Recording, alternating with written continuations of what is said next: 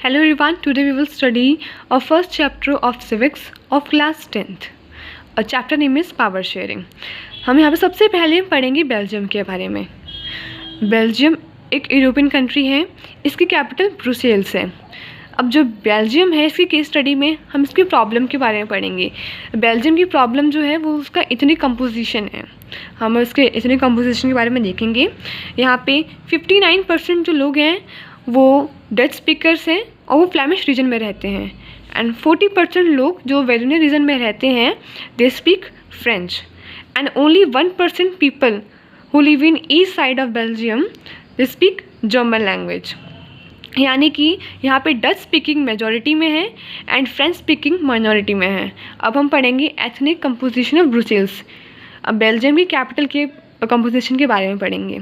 यहाँ पे 80% लोग जो हैं वो फ्रेंच स्पीकर्स हैं एंड 20% लोग जो हैं वो डच स्पीकर्स हैं। यहाँ पे जो डिफरेंस है वो मेजॉरिटी एंड माइनॉरिटी का है।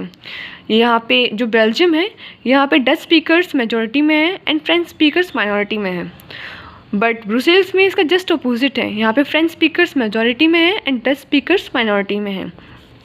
अब हम ये पढ़ेंगे कि जो बेल्जियम है उसने इतनी कंपोजिशन को ओवरकम कैसे किया। यहाँ पे सबसे पहले उन्होंने अपने कॉन्स्टिट्यूशन में अमेंडमेंट्स की। दे अमेंड द कॉन्स्टिट्यूशन 4 टाइम्स।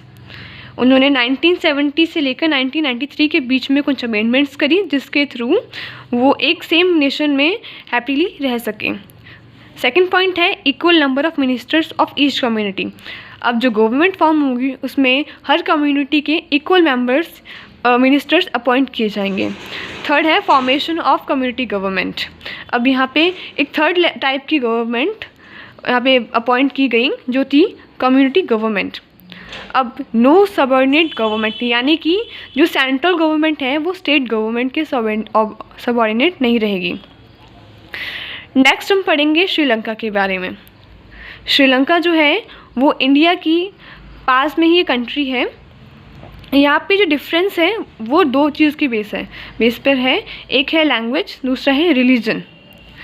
अब यहाँ पे जो रिलीजन्स हैं वो है Buddhism, Islam, Christian and Hindus. अब जो श्रीलंका है उसको इंडिया के 1 साल बाद यानी 1948 में इंडिपेंडेंस मिली। अब हम बात करेंगे एथनिक कंपोजिशन ऑफ श्रीलंका। यहाँ पे 74% पीपल सिन्हाला लैंग्वेज बोलते हैं और 18% जो लोग हैं वो तमिल लैंग्वेज बोलते हैं। अब तमिल में भी 2 सब डिवीज़न है। एक तो 13% जो लोग हैं वो श्रीलंकन तमिल्स हैं और जो 5% लोग हैं वो इंडियन तमिल्स हैं। इंडियन तमिल्स का मतलब कि इनके जो एंसेस्टर्स हैं वो इंडिया से श्रीलंका में आए थे वर्क के लिए, बट वो वहीं पे रहना स्टार्ट कर दिया उन्होंने। और जो 7% लोग हैं वो क्रिश्चियंस हैं। अब हम पढ़ेंगे मेजोरिटिज़म इन श्रीलंका। मेजोरिटिज़म यानी कि जो मेजोरिटी है उन्होंने माइनॉरिटी पे अपना सेपरेशन स्टार्ट कर दिया, उन्होंने उनको दबाना स्टार्ट कर दिया। अब 1956 में क्या होता है, जो सिन्हाला गवर्नमेंट है वो क्या करती है, श्रीलंका में ऑफिशियल लैंग्वेज डिक्लेयर करती है जो कि होती है सिन्हाला। नेक्स्ट पॉइंट है कि जो न्यू कॉन्स्टिट्यूशन बनता है वो बुद्धिज़्म रिलीजन को फॉस्टर करता है, उसको प्रोटेक्ट करता है। उन्होंने क्या किया, जो श्रीलंका की गवर्नमेंट है उन्होंने यूनिवर्सिटीज़ में सिन्हाला एप्लीकेंट्स को अच्छी पोस्ट दे दी, जिससे कि जो इंडियन तमिल्स और श्रीलंकन तमिल्स हैं वो बहुत नाराज़ हो गए। इसके बाद क्या होता है, उन्होंने बहुत सारे स्ट्रगल्स किए और स्ट्रगल्स के बारे में हम पढ़ेंगे। सबसे पहले कि ये जो दोनों कम्युनिटीज़ हैं इनके बीच में सिविल वॉर स्टार्ट हो गया। अब सिविल वॉर होता क्या है अब हम ये पता करेंगे। अब हम देखेंगे सिविल वॉर होता क्या है। जो सिविल वॉर है वो एक कंट्री के बीच में वॉर होता है डिफरेंट कम्युनिटीज़ में। अगर मान लो कि जो ए कंट्री है अगर वो बी कंट्री पर अटैक करेगी तो वो सिविल वॉर नहीं होगा। अगर एक जो ये कंट्री है ए, इसमें ही अगर 2 कम्युनिटीज़ हैं जैसे 1 और 2, अगर ये कम्युनिटीज़ आपस में लड़ती हैं तो वो जो वॉर होगा वो हमारा सिविल वॉर होगा। 2009 में ये जो सिविल वॉर है उनको फोर्सफुली स्टॉप कर दिया जाता है।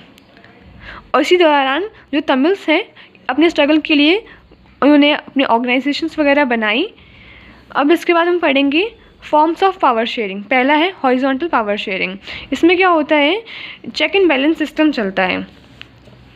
एग्जीक्यूटिव, लेजिस्लेटिव एंड जुडिशरी, यानी कोई भी अनलिमिटेड पावर एक्सरसाइज नहीं करता है, हर कोई एक दूसरे की पावर को चेक एंड बैलेंस करता है। नेक्स्ट है वर्टिकल डिवीजन ऑफ पावर। इसमें क्या होता है, इसको हम फेडरल डिवीजन ऑफ पावर भी बोलते हैं। यानी सबसे ऊपर central government, then state government, then local government, इसमें हमारी पंचायत एंड म्यूनसिपैलिटीज़ आती हैं। नेक्स्ट है कम्युनिटी गवर्नमेंट। इसमें क्या है, जो सोशल ग्रुप्स हैं वो अपनी खुद की जो इंटरेस्ट है उसके अकॉर्डिंग अपने यूनियंस बनाते हैं। इसका एग्जांपल हो सकता है हमारा किसान यूनियन फॉर एग्जांपल। नेक्स्ट है कोलिजन गवर्नमेंट। इसमें क्या है, गठबंधन सरकार, जो 3-4 पार्टीज़ होती हैं या 2-3 पार्टीज़, ये आपस में मिलकर अपनी गवर्नमेंट बनाती हैं, जैसे कि यूपीए गवर्नमेंट ऑफ इंडिया। इसका और एग्जांपल हो सकते हैं एनडीए और इंडिया, ये सारी अलाइंसेस हैं। नेक्स्ट है डिफरेंट इंटरेस्ट ग्रुप्स। इसमें बिजनेसमैन, ट्रेडर्स या अपने खुद की कुछ ऑर्गेनाइजेशन बना सकते हैं। इसी के साथ ये चैप्टर एंड होता है यहाँ पे।